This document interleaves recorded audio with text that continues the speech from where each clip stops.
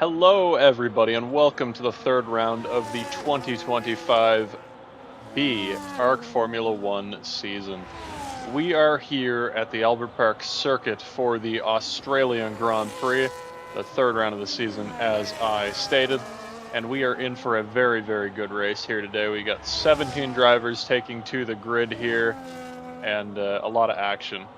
The big story of this one, obviously, Maxime Van Averbeek has been on an absolute tear in the last two races, taking pole, fastest lap, and race victories in both races. Can anyone stop the Belgian this weekend as he starts his first flying lap?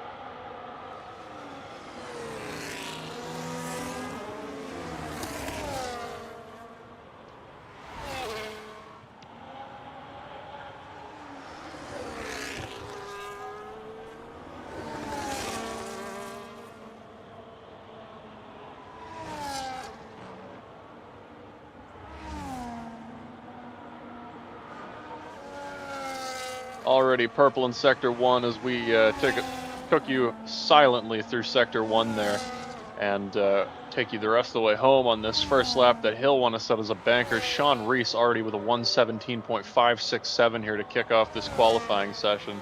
Obviously, that won't be enough for pole position, but he will be looking to improve on that one and will be quite happy with that for a banker lap, I reckon. Cameron Lopez to the top there briefly before Ryan Messer improved. Ryan Messer obviously on a very, very big improvement as we see Maxime Van Averbeek here rounding these last couple of corners. Take you through this before my next little tangent. And that'll be a 1:15 flat for Maxime Van Averbeek. That may stand to the end. Now, my next little tangent here, obviously, Cameron Lopez McDermott. He's back. He is in the second Williams seat this go around. He's teamed up with Oliver Knott in that second seat for Vision 47. They're currently sitting third in constructors.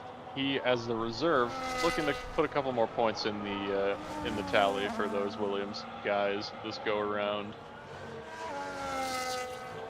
Arvin Whitaker reserving in the Alpine this week for Oliver James. Always a steady pair of hands when he reserves, and we are sure this won't be any different this weekend.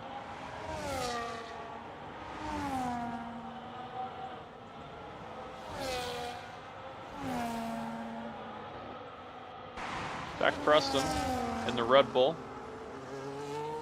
for FR Racing with FBR. One of their two reserves in this race, Evan Adams being the other. We'll take you along here with Zach Preston, see what he can do this go around as we have a yellow flag in the last sector. Just a McLaren slowly making its way back to the pits.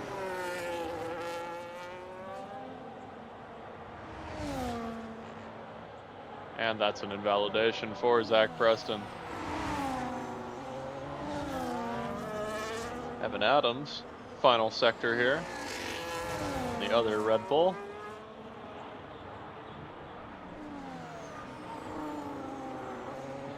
Two other drivers we're going to want to show you these first laps. That'll be Casper Solarm in the Sauber, which we'll pick you up on as we get the Red Bull time. That is a 17.9, worst of the field, but he'll improve. Casper Solarm here. Oliver Knott just starting his lap now.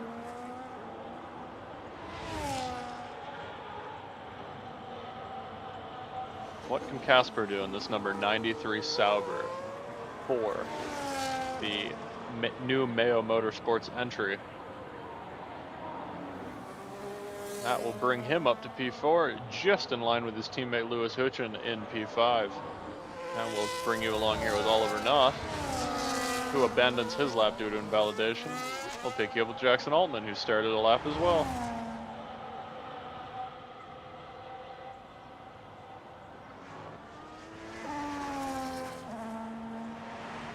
Purple in Sector 1 for Jackson Altman.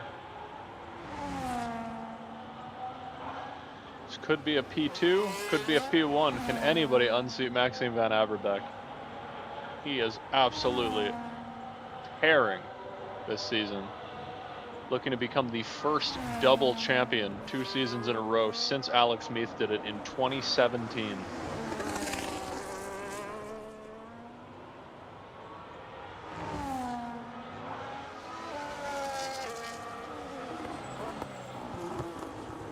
Alpine looking good and steady through that last sector. Not purple in the middle sector, but still strong. What will it be for Jackson Altman? It will be a 1:15.8. Not enough for pole, but enough to put him in P3, just behind his reserve teammate Arvin Whitaker in P2.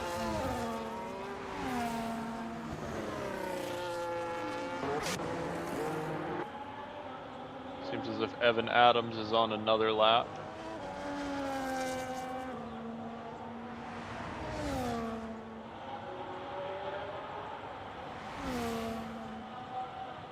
Haas also starting a lap here, this being Dylan Kroos. He actually P2 in the first race at Bahrain in round 1 of this season. 18 points to his name so far. He currently sits as a reserve all the way up in P5 in the standings with only 1 start. And it has been a good season for Orker F1. Those 2 Haas cars, with Finn Baker taking home a P6 and a P4 in back-to-back races. They're currently sitting second in the Constructors' Championship, 32 back from Nuclear Fusion Racing. And it is unfortunately a commentator's curse here, as I have made sure he had validated his lap headed through that sector.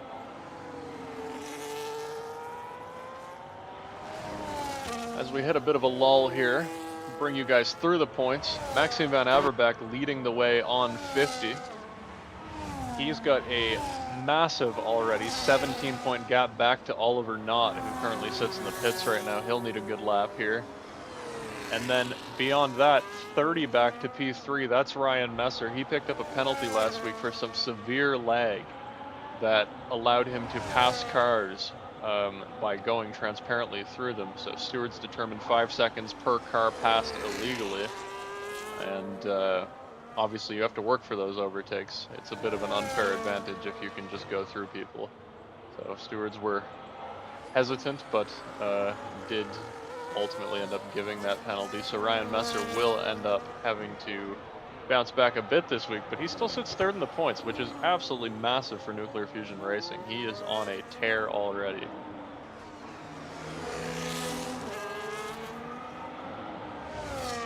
Definitely looking to be massively improving in his second season of ARC Formula 1.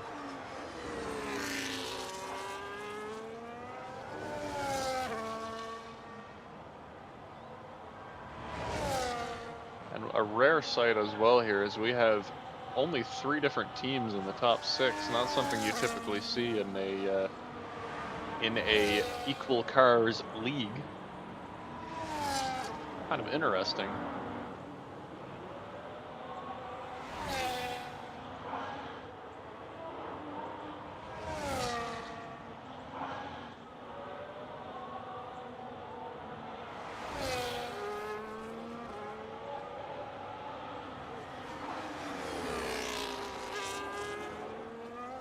Maxime Van Averbeck abandons his lap up ahead here. He'll look to go again.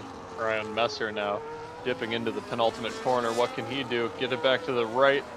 Swing into this right-hander here. And now pedal to the floor. Can he improve? He does. It's 16-2. 1.2 back from his teammate, but certainly more to play for him. And just making that gap a little bigger and a little more difficult to surpass for those drivers behind him.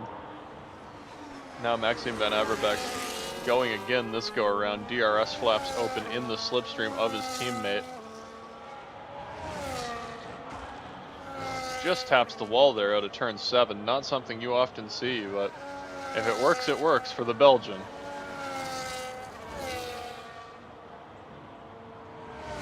Path of least resistance through there. And now he'll swing into the chicane. DRS flap open.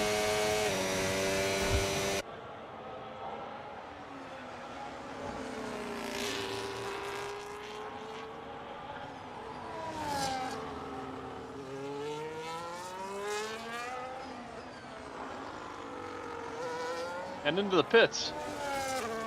Oliver not with another invalidation, but has he been gathering up some ERS here to make another go, or will he head into the pit this time for another set of tires?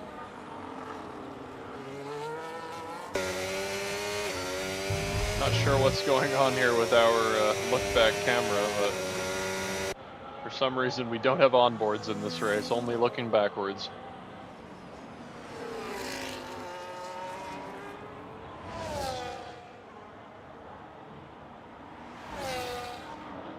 The Williams harvesting here.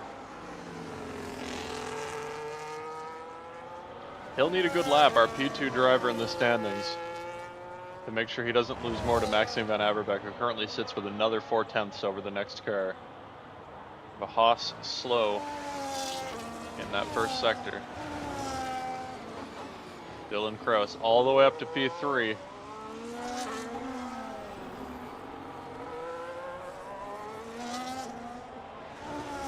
And he'll be into the pits here.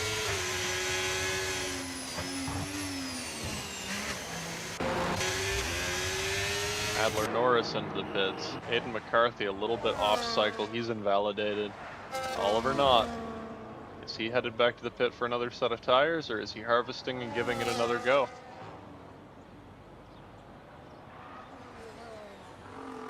I would think the pit road is where he'll be headed, absolutely.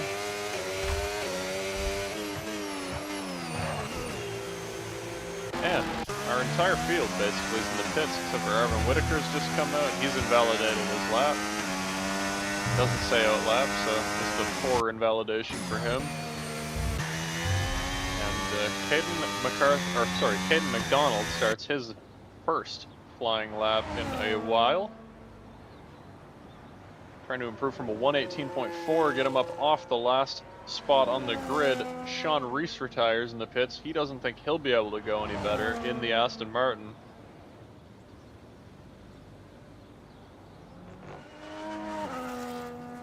Have a Williams, I believe, spun. Arvin Whitaker did indeed spin out in that last part, and Caden McDonald slows. Oh, sorry, it doesn't slow. Did he slow? I couldn't quite tell from that camera angle. It seemed like he was slowing. Yeah, that's not pushing. Definitely not pushing through that sector. He's invalidated, so... And, oh, nearly spins it on the way into that corner there. An easy one to get wrong with the grass so close to the edge of the track.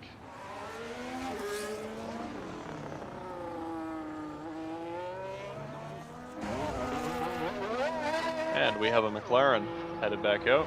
He'll accompany his teammate, Ryan Messer. That's Maxime Van Averbeek, who has just pulled out of the pits. We will indeed ride along with him and see how fast he can go. The driver of the number 34 Nuclear Fusion Racing McLaren. As these Ferraris are having a bit of a poor showing in this one. Jamie Cavagnini, we're not accustomed to seeing him all the way down in P12, but he'll be looking to improve too here in a couple seconds when he pops out of the pits. But for now, it's all eyes on Maxime Van Averbeek.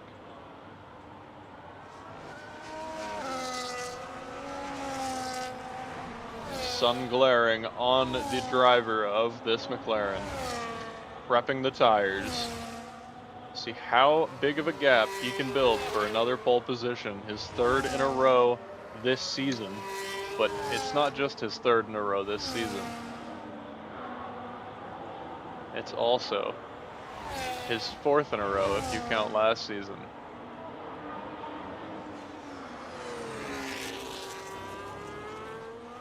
It's a driver who has not been unseated from the top of the standings since the since he took the top of the standings at the Belgian Grand Prix on March 28th last season. And here he goes, starting his lap. Into turn one here, giving it everything. It's got the rear absolutely calling out for help there, but he still keeps that lap alive. Into turn three. tight against the apex. And then 4 using up all he can on the outside curb there as it falls away from him on the outside of the track. This is a full commitment corner here. He commits all the way. The track is coming to him. He's purple in sector 1.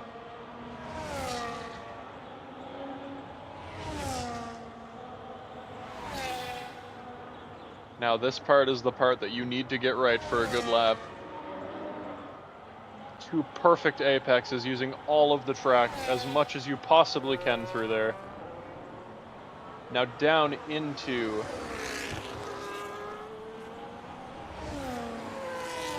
turn 14, I believe this is.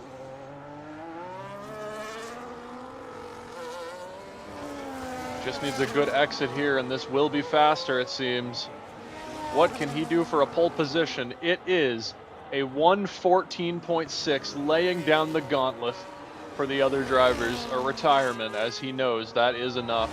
When Alpine's slow in P2, will he improve? No, he will not. Meanwhile, Oliver not looking to put a better lap together. He's had issues in this session, leaving it till the last moment to put his name at the top of the leaderboard. Can he do it? He's purple in sector 2.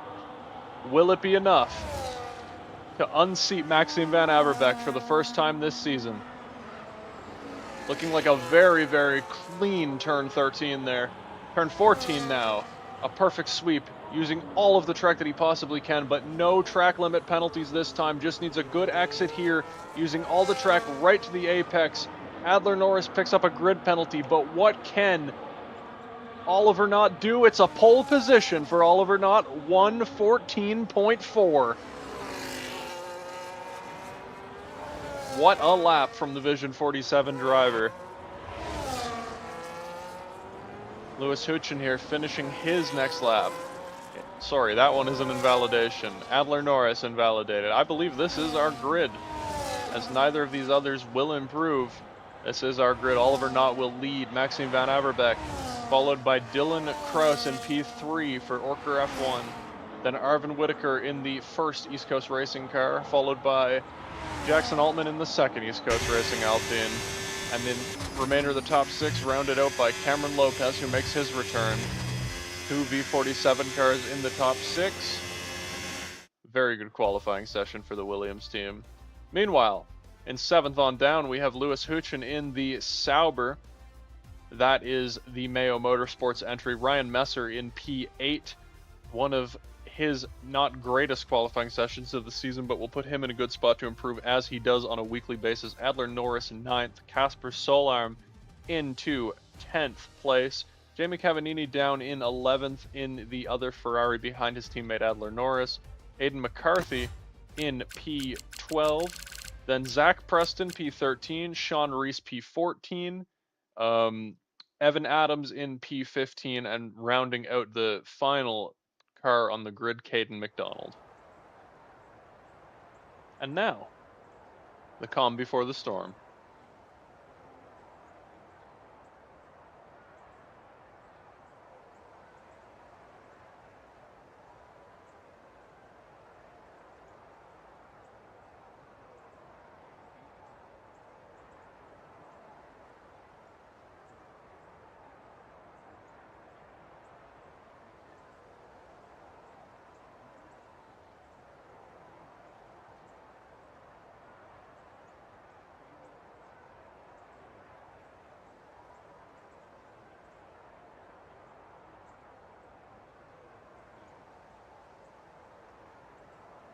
Word from the drivers, Oliver Knott on a race setup, not a qualifying specialist setup.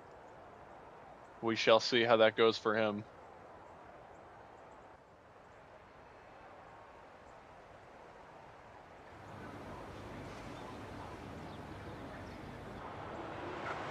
And our strategy menu pops up.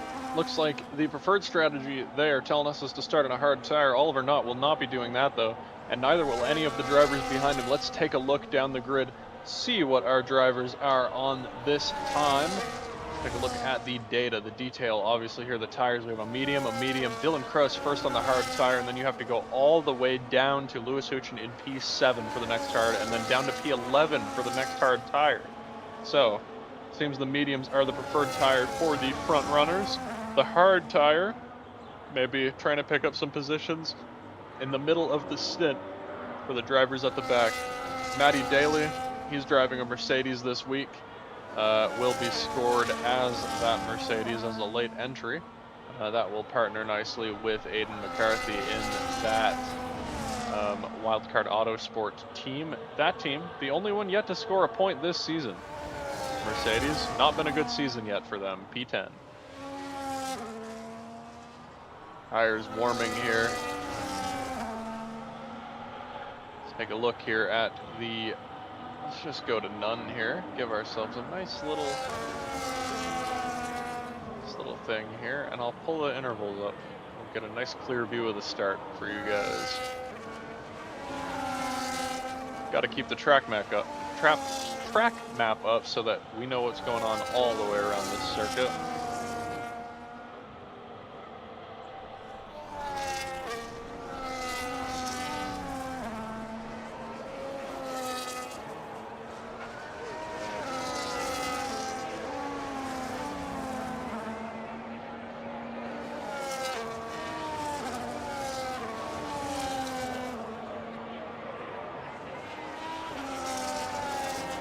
Now the drivers warming their tires.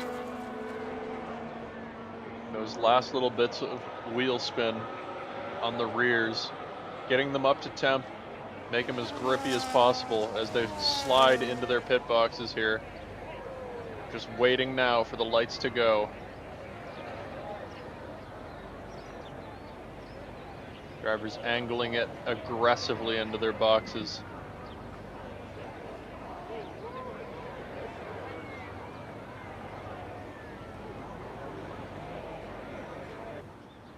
And here we go. 1, 2, 3, 4, 5 red lights. And we're off at the Australian Grand Prix in ARC Formula 1. Oliver Knott seems to get a good start. Maxime Van Averbeek, a very tentative start. Not the greatest for him, but he tucks right in behind the driver of the Williams. Everybody already single filing out at the start here, as we have cars 2 and 3 wide here at the back.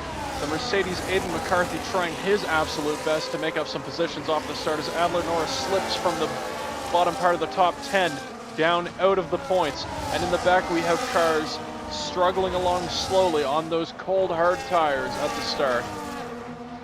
Meanwhile, up at the front, we already have our top 2 trying to break away on that medium tire. Obviously Dylan Kraus on a hard tire in P3. He's going to be the blockage in the pipe for the rest of these drivers behind him. Arvin Whitaker will be looking to work on that Haas and get by as quickly as he possibly can, but will it be too late? We have a Williams slightly off. That's Cameron Lopez down there.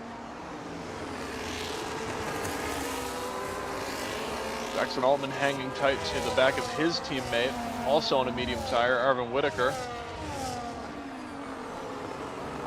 Always seems these two Alpines, regardless of the drivers, are glued together. And in the back of the pack we have a gap forming. That is Aiden McCarthy heading the second pack on that hard tire. And we'll bring you guys now once again. Well, first let's look at the position change. Lewis Huchin didn't catch what happened to him, down 10 positions from the start. Meanwhile, the big gainer, Adler Norris, oh, he took a 5-place grid penalty. That explains why he had fallen so far down, but he's already got a time penalty in this race. Bring you guys the intervals now. Another 3-second penalty given out already, this time for the driver of the Haas, Dylan Kraus in P3. Oliver Knott has pulled out a 7/10 gap, but that'll be wiped out as soon as I get to a long enough straight at this circuit.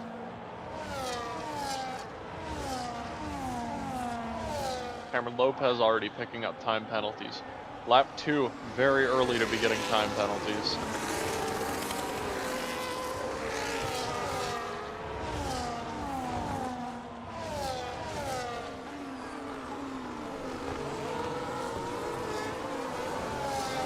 Matty Daly and Zach Preston going at it here.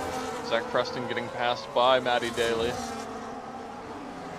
And fastest lap already to Maxime Van Averbeck, the first full-speed racing lap, but how long will that last?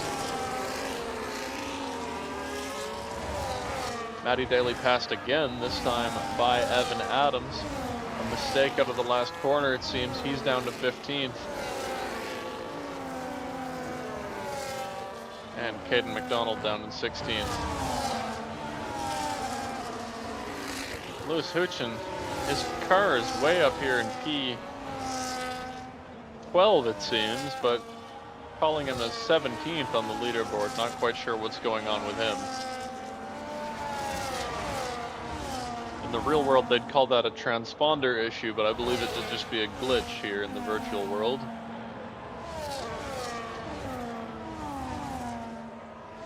And another 3 seconds for Cameron Lopez, who continues to put himself in a poor position.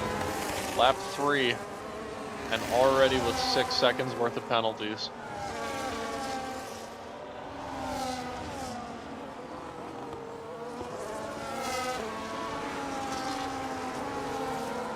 The first time this race that DRS plug has been unclogged here at the start, but the DRS actually still on for Dylan Cross, it seems like.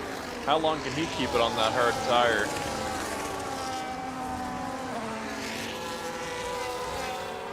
And another 3 seconds, this time to Casper Solarm.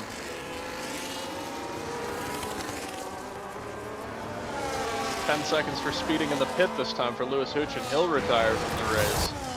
The driver of the Sauber is done. Matthew Daly now repairing the front wing. What has happened to him? Has to wonder if that has anything to do with hitting the wall out of the last corner when he ended up giving up those positions.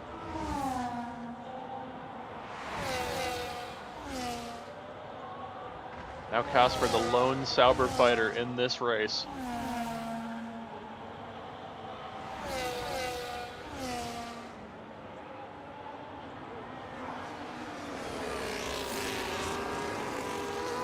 And Casper last week did pick up a P5 at Jeddah after that penalty for Ryan Messer, who falls down a position. And Cameron Lopez in the dirt, dragging some stones onto the track, and he's down to P8. Can he get back by Ryan Messer? Ryan Messer breaks deep, loses the rear. There's some side-to-side contact, and Cameron Lopez gets back by Ryan Messer this time. A mistake could have been worse, but he made up for it just slightly there. Two Ferraris glued together for those final 2 points paying positions. So far the Ferraris have scored 6 points on the season. Looking to add another 3 to their tally if they were to stay here.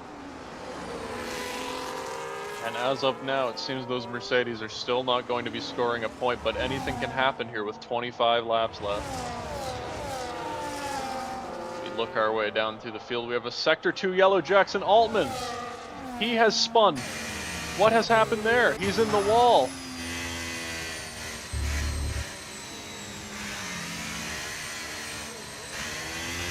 And it's a safety car. The safety car is pulled out onto the track. We don't have the indicator, but the safety car is there on the track right now. We see it in turn 1, waiting for these drivers. Matty Daly will be called by it. There is the Aston Martin Vantage. And now, Oliver Knott, what will he do on the medium tire? He could take a hard here. And he does decide to go into the pits. Maxime Van Averbeck following. The first driver on the hard tire also following for some reason.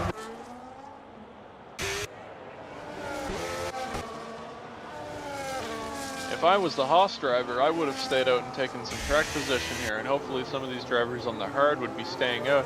Seems our first taker here to stay out is Aidan McCarthy, but he's not going to get all the way to the front. He'll be somewhere in the middle, probably between the Sauber and the Haas.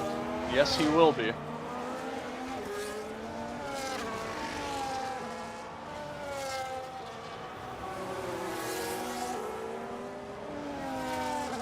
How could this play out for P5 on down? We've already seen it once with the Mercedes driver causing a bit of a traffic jam. could just happen again.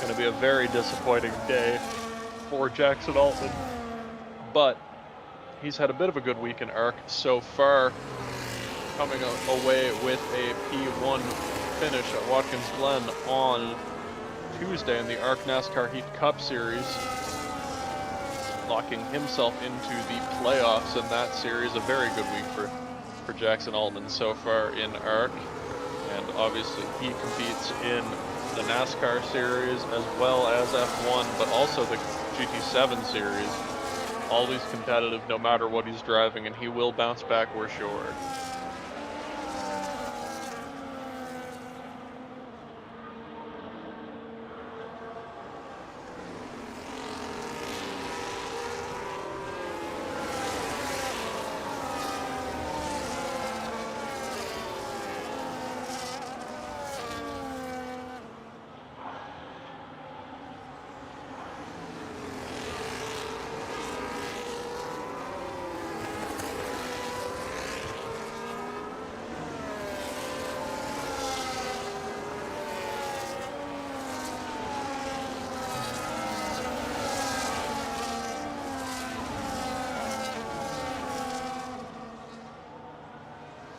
Right now, Oliver Knott leading away from Maxime Van Averbeck. This could be a very, very interesting safety car restart, how this plays out. Obviously, Oliver Knott's going to try to play the dummy on Maxime Van Averbeck, but Van Averbeck isn't exactly one to fall for that. The safety car, I'm sure, will be in this lab. As we get the call right there. And Oliver Knott begins backing up the pack. We have a good camera angle. Did Aiden McCarthy lose some wing there? Did he just lose some wing? We can't really get a good camera angle there. I don't believe Oliver Knott did anything wrong there, but it does indeed seem like there was a piece of carbon that came off of the driver of the Mercedes there in P4. Oliver Knott. What is he going to do? Where will he go?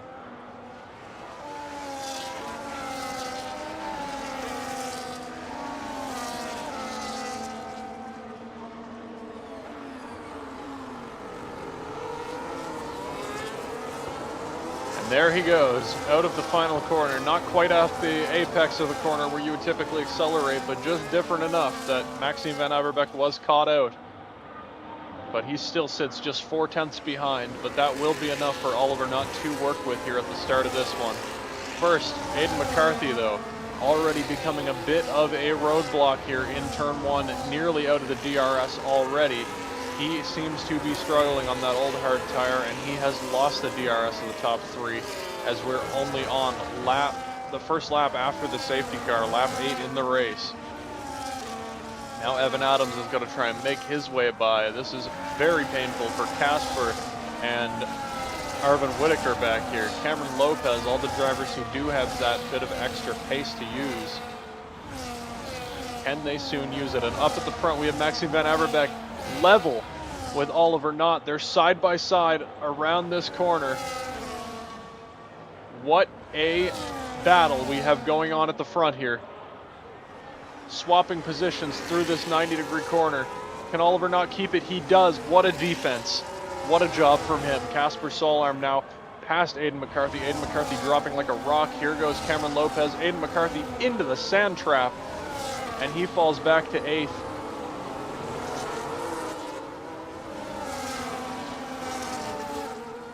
Now Van Averbeck taking another look here at the Williams. The Williams driver not opening up the steering. He's not going to let that one happen. And importantly here, we have Dylan Kroos now on the same compounded tire. I believe he's on another medium. Yes, he is. Oliver Knott actually on a hard tire, so he is at a tire disadvantage. I did not notice that earlier. These two drivers absolutely doing battle here, and Maxime Van Averbeek knows now is the time to strike with that tire disadvantage. And there he goes by, the driver of that Williams.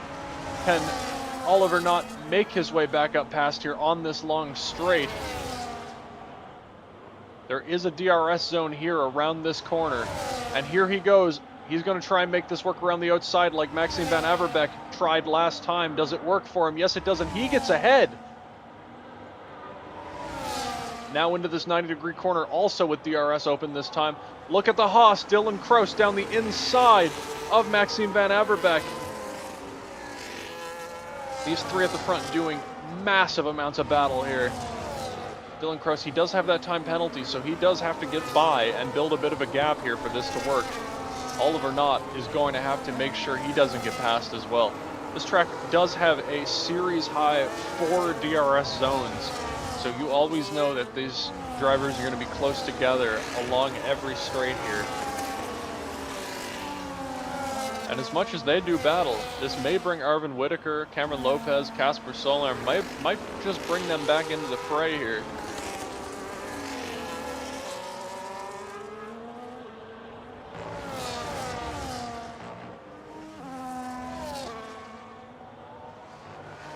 And we have another yellow, Casper Solheim. He's backwards on the track. This is a VSC, I believe. The whole track has gone yellow.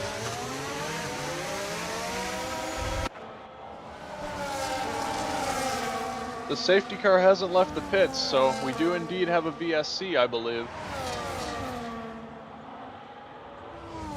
If only it would tell us in the top left.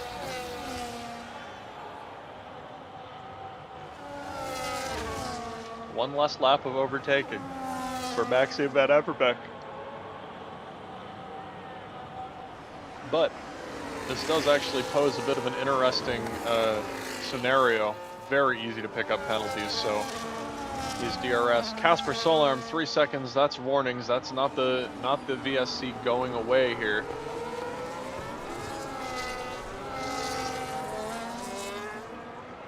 Oliver Knott seems to have gone there. Perhaps we'll have a VSC ending here any moment.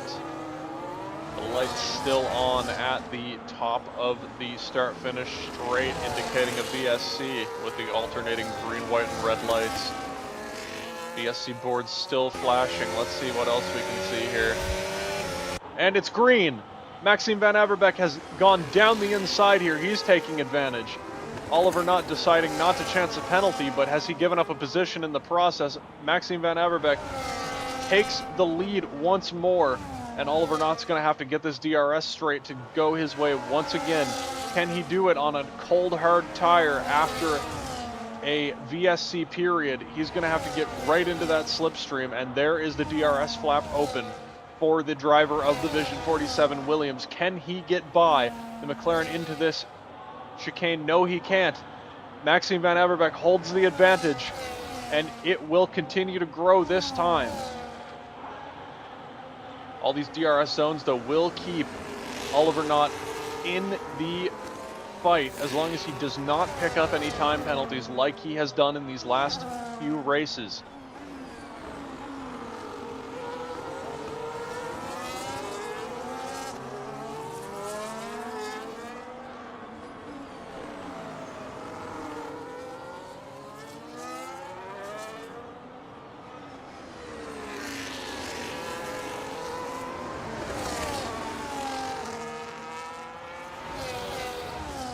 Averbeek continuing to lead here down into turn 3. Now around turn 4, Oliver Knott still screaming to stay with him on the harder compound.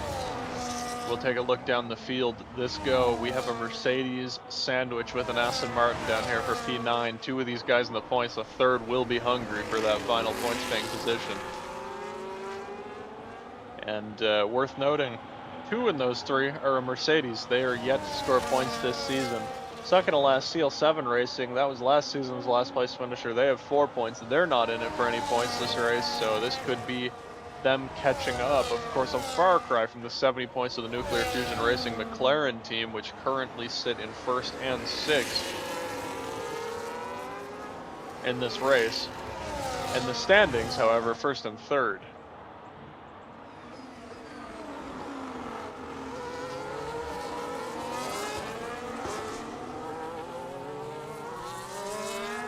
Arvin Whitaker holding up the reins for East Coast Racing in this one, staying with Cameron Lopez, I should say, staying with him. That gap's going to need to keep getting bigger between Cameron Lopez and Ryan Messer, and he needs to hope for no safety cars to the end of this thing, as he has 6 seconds worth of penalties. Ryan Messer sitting on 0. And at the front, Maxime Van Averbeek now still followed closely by Oliver Knott. Eventually that medium tire is going to go off and Oliver Knott will have the advantage. But what's important to know is we don't know when that's going to happen. If Maxime Van Averbeek can baby the tire from here, it will be tough for Oliver Knott to get by. But was it too early? This track doesn't have a whole lot of sustained cornering aside from maybe turn 1, well, even that's just a flick, and I would say turn 7 or 8, whichever corner that is, this fast right-hander that they just recently opened up with the reconfiguration of this track. Zach Preston picking up a 3-second time penalty in P8. He, of course, won't mind that, though. He's got 10 seconds back behind him.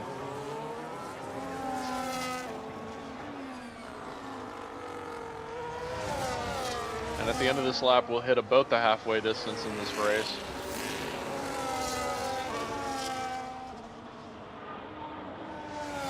Maxime Van Averbeek going for his 2nd win of this season. And not just that. Well, actually, I was going to say not just that, but his however many wins in a row. Tyler Fernandez actually won the last race of last season, so it would be his 3rd win of the row. However, Van Averbeek would be his 6th win in 7 races if he can manage to win this race. A big accomplishment for him. He's currently sitting on 8 career victories, which I believe brings him just shy of the top 10 ARC Formula 1 win list. Of course, Mikey De Jong heading that one on 26 victories.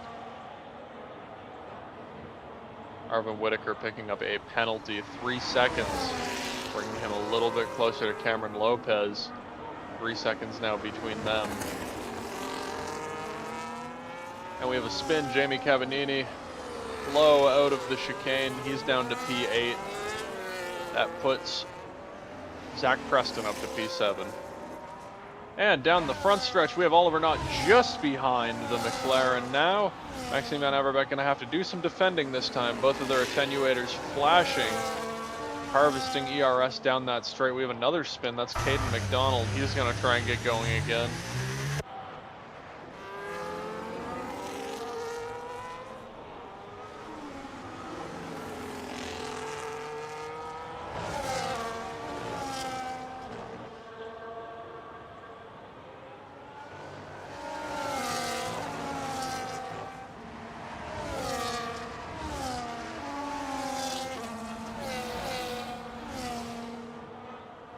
Now the DRS flap opens. Can he get back along the side of the McLaren? Yes, he can. Side by side once more through the chicane. Oh, and a time penalty for Oliver Knott. This is not what he needed in this one. Caden McDonald now pitting. He's repairing damage. Meanwhile, we have another driver who just retired, Adler Norris, his car coming back out onto the track. What a unfortunate turn of events for Oliver Knott. This could be what Maxime Van Averbeek needs to take his 3rd victory in a row.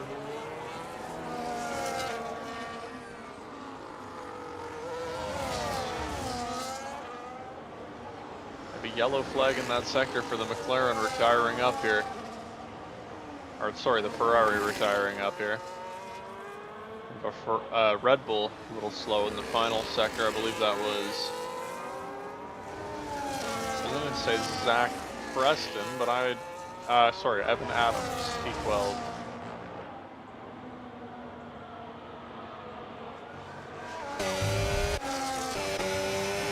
Oliver Knott. Flap will be open here as they cross the DRS line right here. Flap open, he's going to go for it one more time. Will he clear this time into the corner? Yes, he does. It's the fastest sector too for Oliver Knott.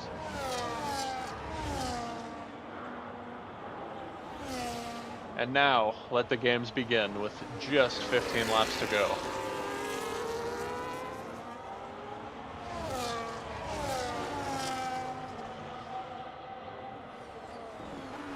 Dylan Kroos hanging tight here. He's got that time penalty. And as I say that, Maxime Van Averbeek into the pits. He knows those mediums aren't going to the end. Trying to take advantage. What tires is he putting on? It's going to have to be a hard. He's been on 2 sets of mediums. Is the strategy wrong this race for him? Arvin Whitaker into the pits. He's taking the hard off. He's going to go on to another hard compound tire. Does anybody else fancy coming into the pits this time with just a couple laps left in this one? We're about just over halfway through this race. The Alpine deciding he's not going to listen to that white line rule there. And that will be a warning from the stewards to him.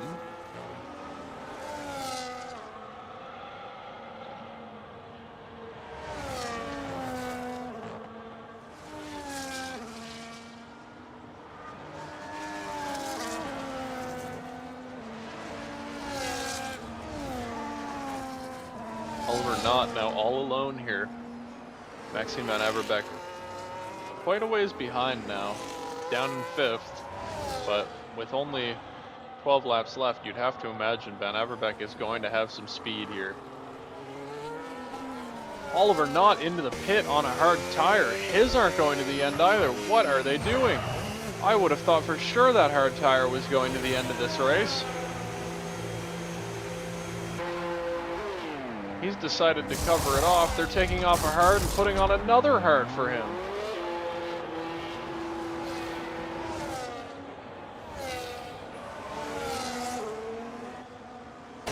And here comes Maxime Van Averbeek down the straight.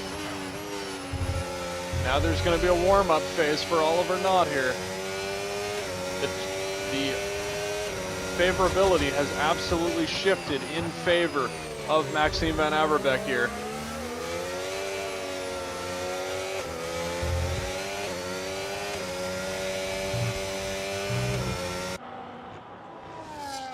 Up at the front though, Ryan Messer on the hard tire. I reckon these top 3, they're going to be trying to take these hards to the end of the race. I'd see no reason for them to not try.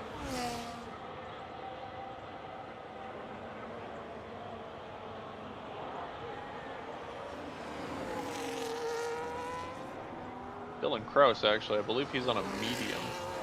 He will definitely not be taking it to the end of this race. He may just try and go long though and get a safety car, but might not be in his advantage. He goes into the pits.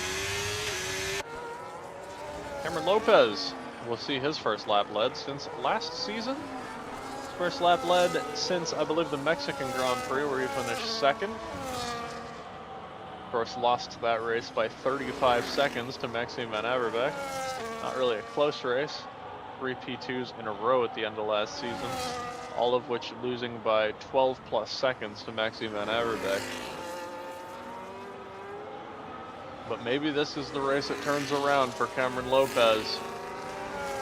What can he do? He, of course, was victorious last season in Australia. Winner of the first race of last season and held on to the points lead for the first 3 weeks. Can he do it again this go around?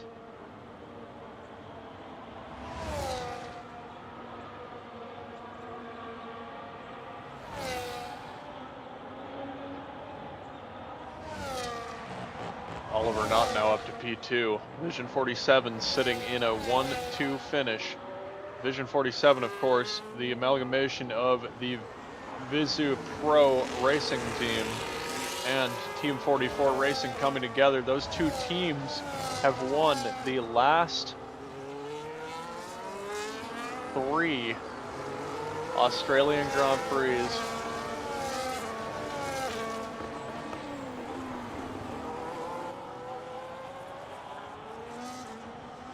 Can they make it a fourth?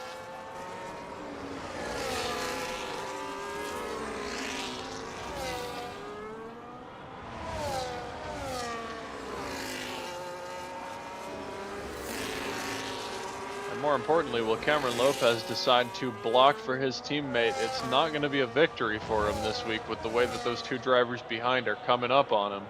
But it does seem like a top 6 is going to be in the cards for the driver of the Williams here. Another purple sector for Oliver Knott, who now holds a 8/10 lead over Maxime Van Averbeek.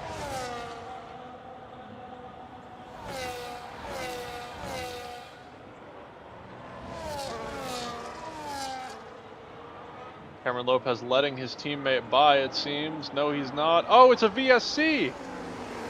We have a 10-second penalty for the Haas and the Alpine. They're running into each other here. Arvin Whitaker.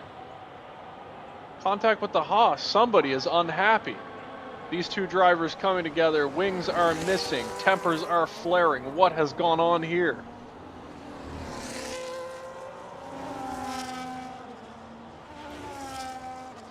Cameron Lopez into the pits this time. He won't be blocking for his teammate. VSC has seemed to have saved Maxime Van Averbeek.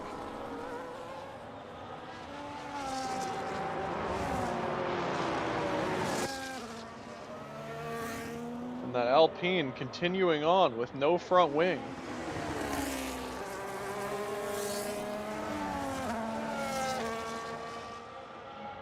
Not quite understanding why. Track's green once more. Zach Preston a drive-through for speeding under the VSC. Evan Adams a 10-second penalty for speeding in the pit lane.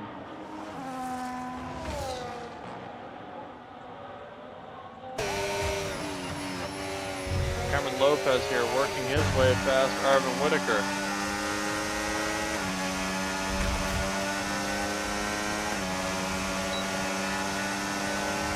Whitaker with no front wing here, still battling Cameron Lopez for position.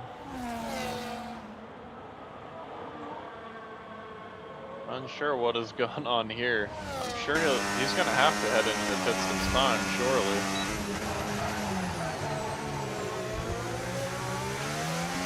Maybe he will just try and hang on. He has a massive gap back to P6, but it's hard to imagine holding on to the car. I mean, he's been bouncing off the walls down the straights. Will he head in this time? No, he doesn't. He's going to try and take it to the... Oh, he spins. Oh, this is... I don't think the stewards are going to like that. And a retirement for the driver of the Alpine. Cameron Lopez out of the pits again. What has happened to him? He has pitted a second time onto a medium tire this go around.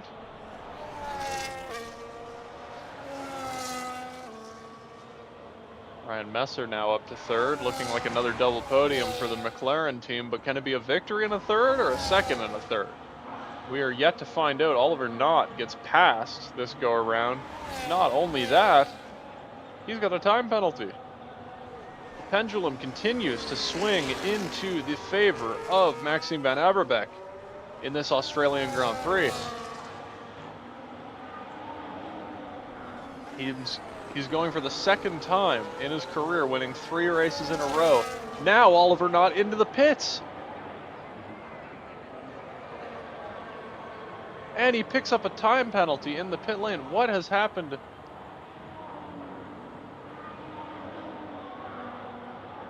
Van Averbeek seems to be waiting.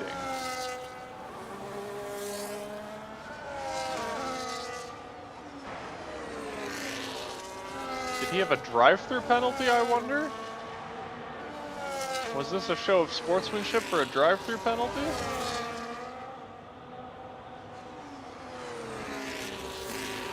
We do know these two drivers teamed outside of ARC.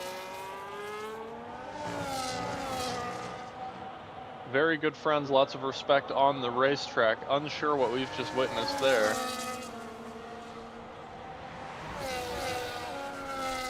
But one thing it has done is brought Ryan Messer into the fray here, a 4.2 second gap to third. All it takes is one mistake for these two drivers. Side by side once again. Of course, now Oliver Knott has that 10-second penalty for speeding.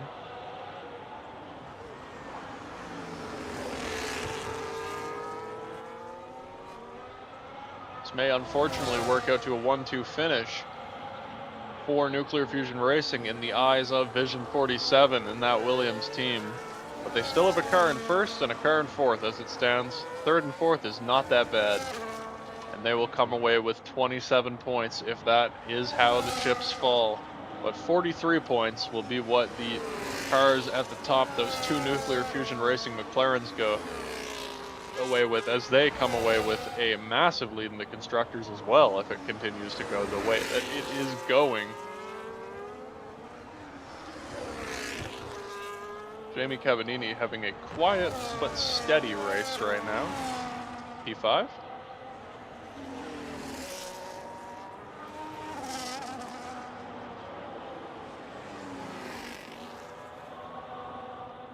And Aidan McCarthy at his home Grand Prix.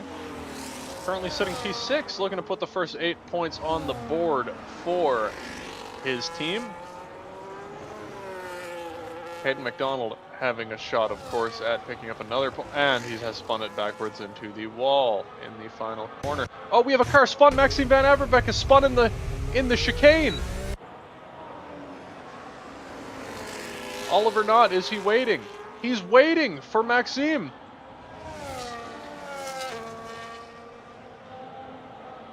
Is this the race where Ryan Messer gets his first victory?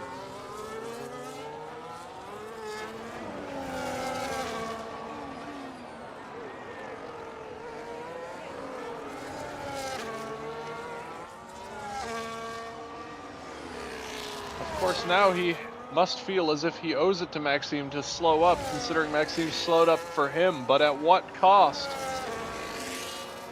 Do these two drivers feel they can still catch Ryan Messer with around 8 seconds left? Or sorry, with 8 seconds gap with only a few laps left?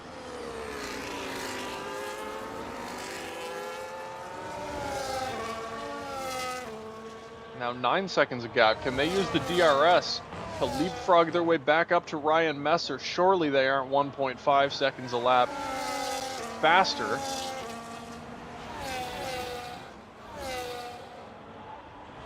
Ryan Messer going to be hanging on here for dear life for his first career ARC victory. He's come away with multiple second place finishes last season. We have a yellow flag in the first sector. That's Zach Preston missing some front wing. A safety car could change the outlook of this race. And Ryan Messer does not want that. 8.8 seconds. The gap has not come down.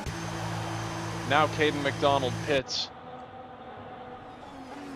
Last season we had red flags at this race. Many, many safety cars. Wet weather. This season we just have drama.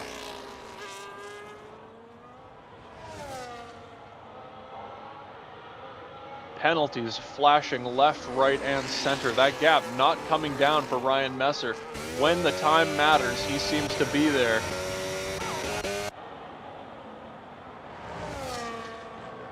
We said it before the race started. Not his best qualifying effort, but he'll be there at the end, and he is once again.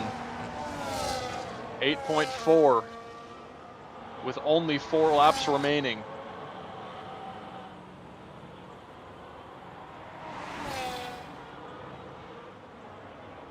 Over retirement.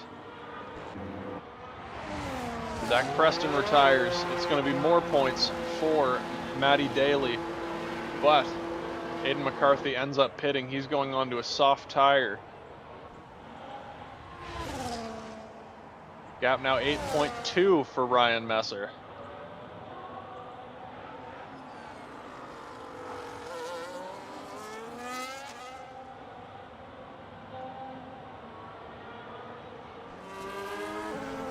These two still fighting for P2 and P3.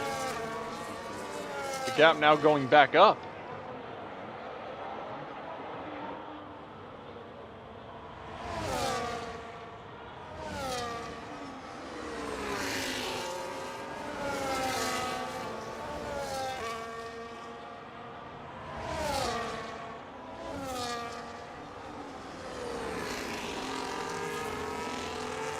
9.2 seconds for Ryan Messer. It seems more and more likely that this could become a done deal. Cameron Lopez could be looking for a return to the podium with Oliver not posting that 10-second penalty on his back. But remember, Cameron Lopez also sitting on 6 seconds of penalties. Looking more and more like the real-life Formula One championship. Two McLarens going at it for the title. Ryan Messer now, second driver lifting his weight for the first career victory. He needs only a lap, well, 2 laps and a bit. Gap 9.5. They're still too wide for P3. Can Cameron Lopez get involved?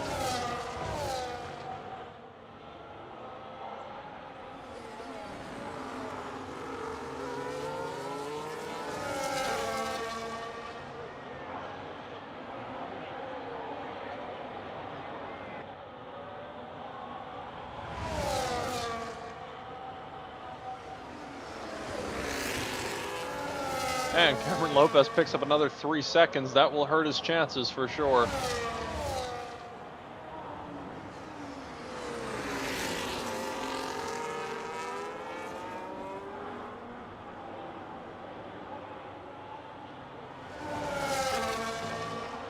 Still side by side, these two.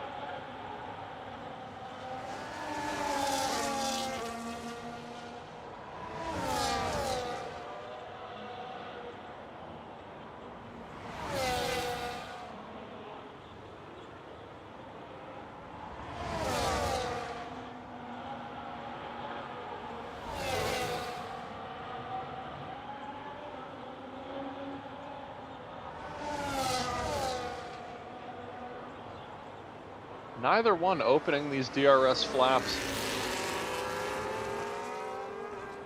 Cameron Lopez will be smelling blood in the water.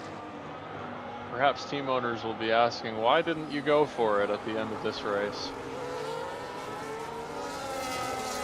Meanwhile, Ryan Messer, he'll be very, very happy with this. An 11.1 second lead with only 1 lap remaining.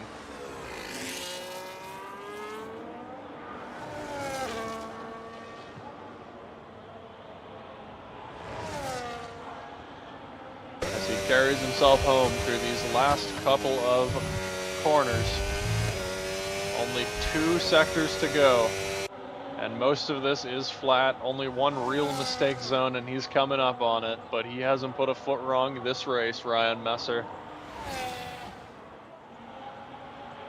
P2 at Monaco in a race with drama.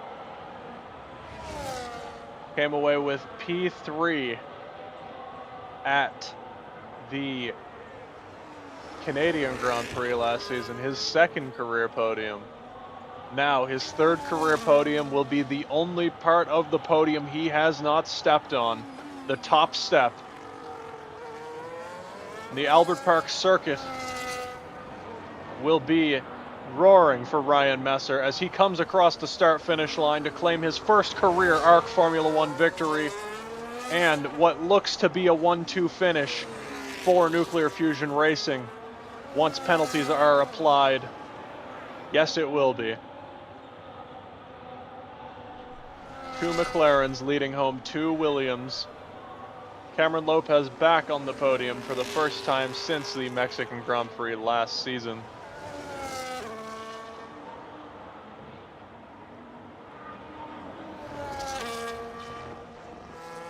Now Jamie Cavanini crosses the line for P5. Sean Reese now coming around the last corner.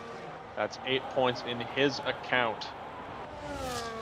Evan Adams missing all of the strakes on his front wing, all of the flaps. He's just limping around these final corners to hold ahead of these 2 Mercedes. Matty Daly leads home Aiden McCarthy, but how will this shake out when penalties are applied? Both Mercedes go ahead of Evan Adams. And it'll be a P7 and P8 for these 2 Mercedes drivers who put their first points on the board this season. What a dramatic race from the Albert Park circuit for the 3rd round of the ARC Formula One season. And Ryan Messer with his first career victory.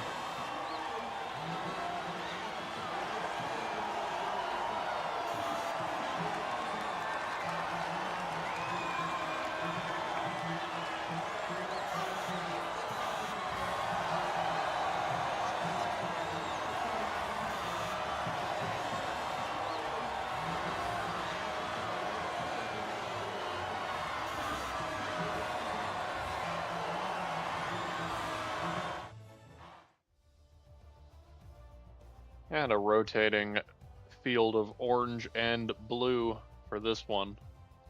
Oliver Knott with the fastest lap, the first non-Maxime Van Averbeck fastest lap of the season. Ryan Messer, the driver of the day and the cleanest driver and the race winner. I would say that is an accurate assessment. And Evan Adams with the most overtakes this race in the Red Bull. Meanwhile, as we make our way down the order here, Ryan Messer with the victory, Maxime Van Averbeck and Cameron Lopez round out the podium. Oliver Knott, Jamie Cavallini, Sean Reese, Matty Daly, and Aidan McCarthy take your top 8 positions. The final 2 points paying positions to Evan Adams and Caden McDonald. And then our DNFs, Zach Preston, Arvin Whitaker, Dylan Kraus, Adler Norris, and Casper Solarm and Jackson Altman in P15 and 16. What a race from this Melbourne circuit in Albert Park. What a incredible turn of events for Ryan Messer. And what a way to get it done for Nuclear Fusion Racing. We will keep you guys updated on the points standings when they come to us. Stay posted in our Discord, link in the bio for all of that stuff when it comes out, and stay tuned to our social media. You will see updates on Instagram and Facebook if you search Divebomb Auto Racing Connected or at divebomb_arc. This will be the end of our broadcast, and a special shout out to our sponsors, of course, Sim League Pro, for hosting your own racing leagues. Divebomb for all of your motorsports articles, reading, and pleasure. You should check that out, divebomb.com, dive-bomb.com. And the Racing Rats, who make our Assetto Corsa mods for our series. Proud partners with them as well. And we hope you have a very, very good week. Until next time, next dramatic race next weekend from the Autodromo Enzo Ferrari di Imola for the Emilia Romagna Grand Prix. 32 laps around the Italian circuit, and we're sure plenty of drama awaits us there. Until next week.